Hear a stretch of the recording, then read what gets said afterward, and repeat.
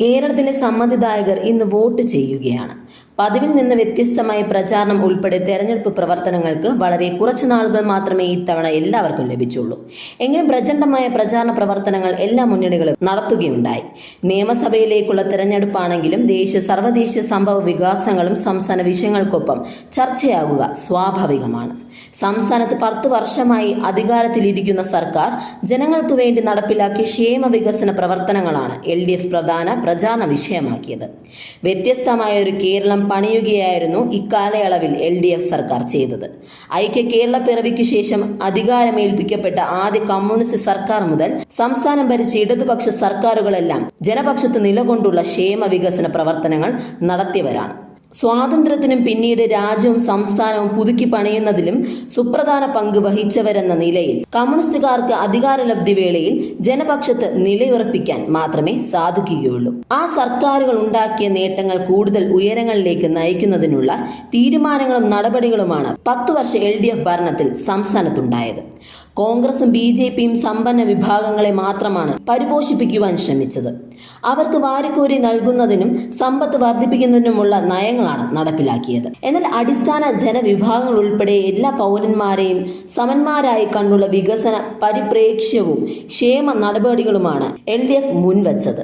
അതുകൊണ്ട് തന്നെ എല്ലാ വിഭാഗങ്ങളും സംതൃപ്തരായിരുന്നു. 2016-2021 തെരഞ്ഞെടുപ്പുകളിൽ ജനങ്ങൾക്ക് മുന്നിൽ അവതരിപ്പിച്ച പ്രകടന പത്രികകളിൽ വാഗ്ദാനം ചെയ്ത പദ്ധതികളിൽ 100% പൂർത്തിയാക്കിയാണ് ഭരണം 10 വർഷം പൂർത്തിയാക്കുന്നത്.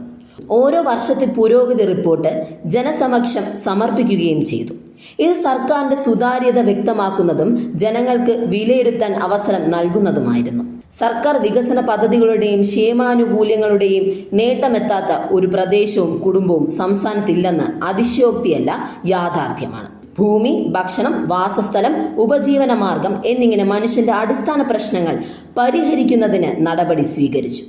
വിജ്ഞാന സമ്പദ്ഘടന, ആരോഗ്യരംഗം, കാർഷിക മേഖല, പരമ്പരാഗത തൊഴിൽ രംഗം, ജീവിതത്തിന്റെ സർവ്വതലങ്ങളെ സ്പർശിച്ചുള്ള വികസന ക്ഷേമ പദ്ധതികളാണ് നടപ്പിലാക്കിയത്.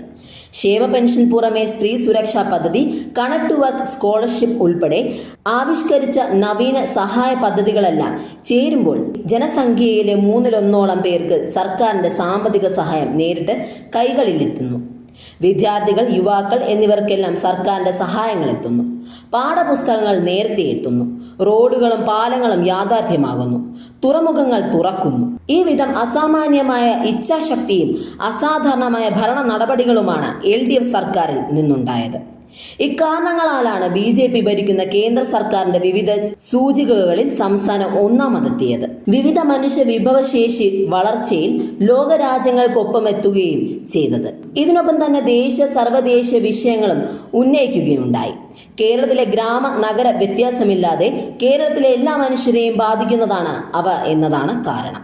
പശ്ചിമേഷ്യയിലെ യുദ്ധം നമ്മുടെ അടുക്കളകളുടെ പ്രവർത്തനങ്ങൾ താളം തെറ്റിക്കുകയും ഹോട്ടലുകൾ അടച്ചുപൂട്ടുകയും ചെയ്തതിൽ കേന്ദ്ര സർക്കാരിന്റെ കാര്യസ്ഥതയും ഉണ്ടെന്നത് മറക്കാനാകില്ല.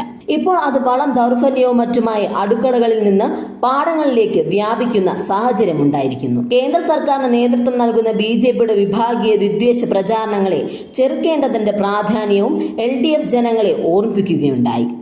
പുറത്തുള്ള സംസ്ഥാനങ്ങളിൽ BJP പയറ്റിയിരുന്ന ഈ കുടിലതന്ത്രങ്ങൾ അവർ ഇത്തവണ കൂടുതലായി ഇവിടെയും പ്രയോഗിക്കാൻ ശ്രമിച്ചു.